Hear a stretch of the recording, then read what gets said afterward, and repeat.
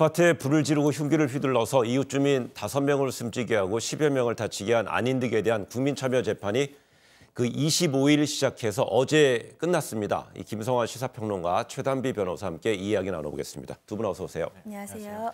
네, 어제 안인득의 국민참여 재판 이제 사흘 일정 끝났는데요. 재판부가 안인득에게 사형 선고 내리면서 그 이유는 뭐라고 밝혔습니까? 네, 사실은 사형 선고는 굉장히 이례적입니다. 예. 구형은 많아도 선고는 잘 안 내리는데요. 네. 이 재판부가 사형 선고를 내리면서 조현병 망상으로 범행을 했더라도, 즉 조현병은 인정을 했습니다. 하지만 범행 도구를 사전에 사들이고 네. 또 불길을 피하려고 내려왔던 아파트 주민들을 기다렸다가 사망에 이르게 하거나 사망에 이르게 하는 미수에 그친 점은 굉장히 결과가 매우 중대하다. 그리고 피해자와 가족들의 고통을 감히 가능하기가 힘들기 때문에 사형 선고를 내린다라고 했고요. 네. 또 안인득이 범인이 아닐 가능성이 전혀 없기 때문에 오판할 문제점도 없다. 그래서 진지한 참회의 모습도 보이지 않았기 때문에 사형을 선고하겠다라고 이유를 밝혔습니다. 근데 안인득은 이제 사흘간 재판 과정에 재판 판사의 발언 중에 끼어들고 네. 그러다 이제 퇴정 경고까지 받았잖아요. 또 마지막 날은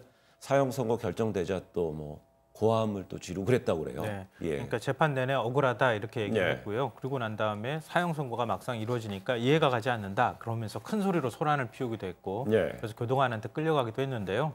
사실 좀 개인적으로 저는 좀 이해가 안 되지만 몰카 문제나 이런 것들에 대해서 얘기를 했었어야 된다. 이런 식으로 약간 좀 횡설수설하는 모습을 보였습니다. 예. 근데 안인득이 보면 재판에서 최대 쟁점은 유무죄를 다루는 건 아니었잖아요. 양형이었잖아요. 근데 안인득은 제 변호인단은 심신미약 얘기를 했는데 이게 왜 받아들이지 않았을까요? 그러니까 이제 변호인단 측에서는 이 조현병이 다시 발병을 하면서 이번 범행이 발생하게 됐다. 예. 그러니까 심신미약을 인정해달라. 이 심신미약을 인정을 받으면 형이 감경될 여지가 있거든요. 그렇기 네. 때문에 심신미약을 이제 주장을 했는데 법원은 이를 받아들이지 않았습니다. 그 이유가 뭐냐면 모든 증거들을 종합해 봤을 때 이 안인득이 조현병 환자인 것은 맞지만 범행 당시에는 심신미약 상태가 아니었다는 거예요. 네. 그러니까 심신미약이 인정되려면 범행 당시에 사물의 변별 능력이나 의사결정 능력이 없어야 되는데 그 당시에 범행 수단이나 범행의 중대성 또 범행 전후에 보였던 행동들을 다 종합을 하면 범행 당시에는 조현병이 설사 있었다 하더라도 사물을 변별할 능력이나 의사결정 능력이 있었다고 볼 수 있다. 네. 그렇기 때문에 감경할 요소로 인정되지 않는다라고 판단을 했습니다. 네.